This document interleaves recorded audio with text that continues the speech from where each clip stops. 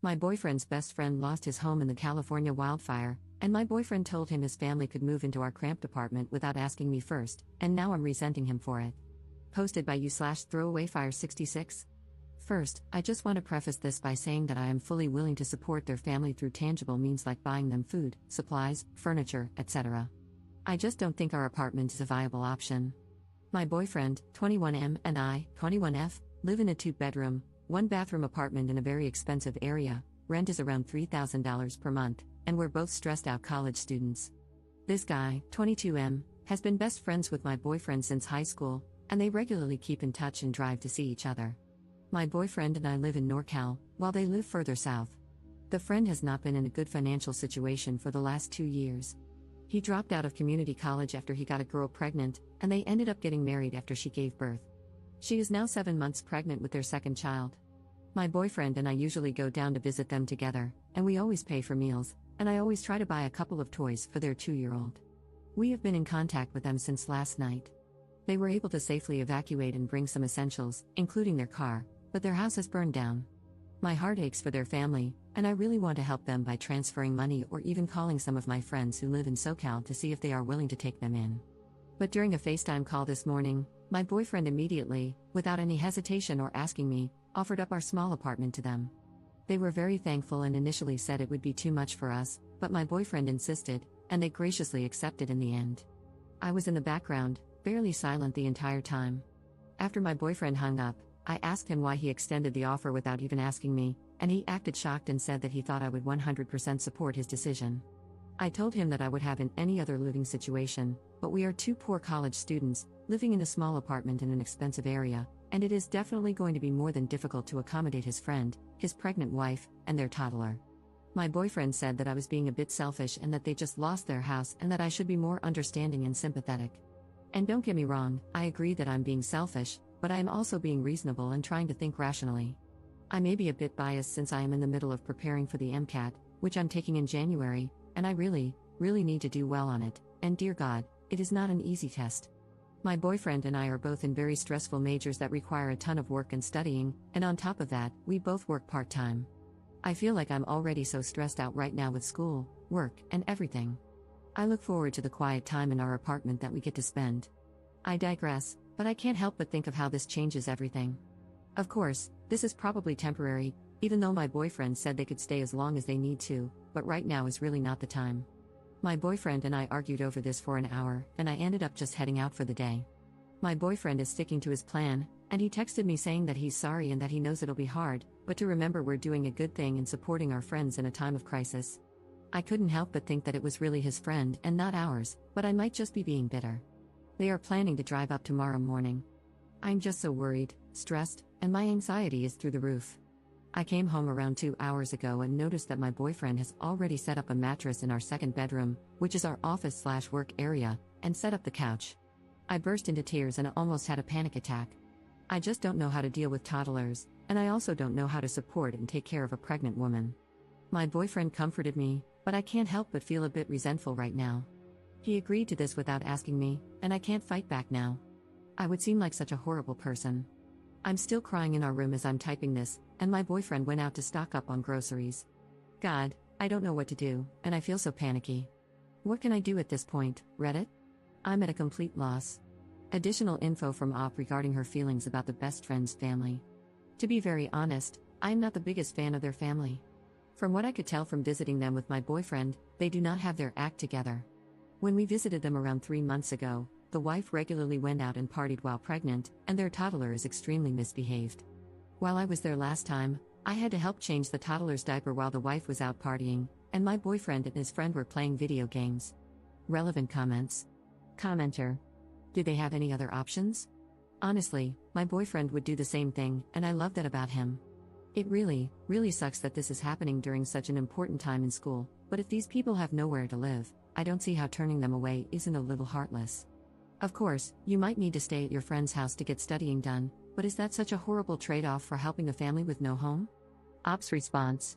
I think they do have options but decided to turn to us because their family would be harder on them, pushing them to pay for themselves and move out soon. They both have family nearby. In fact, the husband's wealthy family lives not far from us.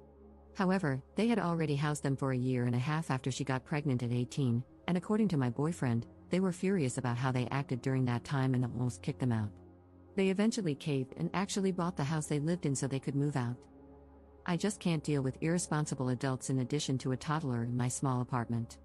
As others have pointed out, they can get support from FEMA or even stay at a local shelter. Hundreds of people are doing this. If they need money or food, I will gladly send it to them, but I can't offer my space for many reasons. I'm sorry if you see this as heartless, but I get the feeling you would feel differently if you were actually in my situation. Update 1 day later. Never thought I'd be updating so fast, but everything was resolved during one of the most hectic and stressful nights of my life. Shout out to all my supporters out there, you guys made my day yesterday. And to those of you calling me heartless because I don't think offering up our living space is a good idea, even though I've said I'm willing to support them in any other way, screw you. The pregnant wife, husband, and toddler arrived at our apartment last night around 9:30 p.m. They had already told us on the way that their toddler had contracted some kind of food poisoning and wasn't feeling well, which is what delayed them. My boyfriend and I went down to greet them and immediately noticed they had so much luggage, 2 large suitcases, a duffel bag, and about 4 Trader Joe's shopping bags filled with random stuff and half-eaten food. Cool, that was going to be fun to lug up the stairs. So, my boyfriend and the husband started bringing up their stuff, while I stayed back and half-carried the pregnant wife up the stairs because she felt too tired and nauseous. We got upstairs, and I asked where Jake, the toddler, was. The wife suddenly realized she had forgotten to unbuckle him from the car seat and left him there. She asked if I could go down and grab him. I wanted to say, not my forgotten toddler, not my responsibility, but I decided to try to be gracious, at least for the first day, so I went down and unstrapped the toddler, who looked visibly sick. There were literally 2 bags of vomit next to him, which I removed from the car and threw in the trash because they would have been forgotten and become a severe health hazard. I tried to see if he could walk, but he started crying and dragging himself on the ground, so I picked him up and carried him upstairs. I set the kid down next to our couch, and Lord Almighty, he did not look good. His cheeks were flushed bright red, dried vomit was caked on his face, and his breathing seemed quick and shallow. I felt his forehead, and it was burning hot, so I ran to the bathroom to get a thermometer. While I was digging for it, I heard, again? Are you effing kidding me, Jake? I rushed out, and sure enough, the poor kid had thrown up all over our carpet. I wanted to cry. I ran to the kitchen for paper towels, but the pregnant wife was already using some sort of napkin or cloth to sop it up, smearing it around and making it worse, and I wanted to die. I stepped in to help while the toddler screamed, and she yelled at him to shut the F up. My boyfriend and the husband came over to help, but the wife told them to go away because she had it handled. Then she asked me if I could take Jake to the bathroom to rinse him off, and the only reason I said yes was because I was seriously worried about the kid. I stripped him down, ran warm water in the tub, and put him in. I placed a thermometer in his mouth, and lo and behold, he had a temperature of 106 degrees. Not good at all. Combined with vomiting, rapid breathing, and lethargy, that was enough to warrant a trip to the ER. I yelled for the mother to come to the bathroom and asked where she thought he got the food poisoning. She said she didn't know, he'd just been eating fruit for the past 2 days. I started freaking out because his symptoms were consistent with meningitis.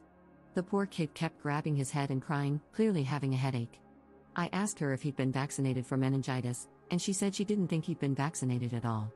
Now I was panicking. I felt Jake's neck and tried to ask if it was hard for him to move it, but he just cried harder. I called for my boyfriend and the husband, explained the situation, and the husband confirmed that the baby hadn't been vaccinated for meningococcal bacteria. It was a no-brainer at that point. I told them how life-threatening meningitis could be and that it could leave Jake paralyzed. The wife burst into tears and gave the okay, so all 4 of us, plus Jake, piled into their car and headed to the ER. My boyfriend drove while I sat in the back, cradling Jake and checking for rashes on his arms and legs with my phone flashlight. The wife kept crying. I was close to crying too. We finally got to the ER, and I told them there was a 2-year-old with symptoms, blah blah blah, who hadn't been vaccinated for meningitis, and we suspected he had it. They immediately brought him in and asked if I was the parent. I said no and pointed to the wife, who was trailing behind me in tears. They brought her in with Jake and told me to wait in the lobby. That was the first time I actually breathed. 5 minutes later, the husband and my boyfriend rushed in. I told the husband to talk to the staff so he could be brought in too. He did, and my boyfriend came over to hug me, and I just lost it, falling into his chest. He kept apologizing, saying it was all his fault. I was still crying when he called an Uber for me, insisting I go home and rest while he handled the rest. I was too exhausted to argue, so I got home around midnight, brushed my teeth, and crashed after getting a text saying Jake was stable on antibiotics and waiting on blood tests and cultures. I woke up around 10 a.m. the next morning, and the apartment was eerily quiet. My boyfriend wasn't in bed. I wandered into the living area and found him asleep on the couch, no luggage, no pregnant wife in sight. I nudged him awake, and he told me everything. Jake was in the ICU, and my boyfriend had managed to get a nearby hotel for the family at half price after explaining what had happened. He paid for a week-long stay and helped move all their stuff to the hotel while the wife stayed with Jake at the hospital. He kept apologizing, saying he didn't think things through and asking me to forgive him. I told him it was okay and hugged him. It turned out to be one hell of an experience, one I never want to relive, but I'm glad Jake is safe, and I'm really glad they won't be living with us. Relevant comments. Commenter. I thought the meningitis vaccine wasn't approved for kids until they are 11 in the US. Ops response. Some infants and toddlers can get it if they suffer from certain deficiencies, autoimmune disorders, or are HIV positive. Commenter 2. Sometimes things happen for a reason. It seems like this happened to you so you could save a life.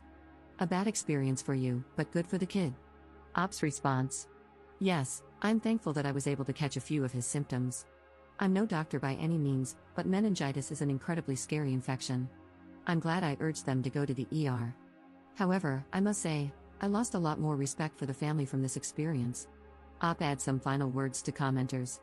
Some key points that people keep missing. The pregnant wife, husband, and toddler chose to drive over 600 miles to live in our 2-bedroom, 1-bathroom home instead of staying with the husband's wealthy family, only around 200 miles away, who also paid for their house and housed them for 2 years. I have my suspicions as to why this is the case, but you can make your own judgments.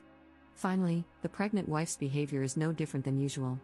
I've been to their house multiple times and can confirm that she curses at her child, drinks while pregnant, and is unable to adequately care for the child.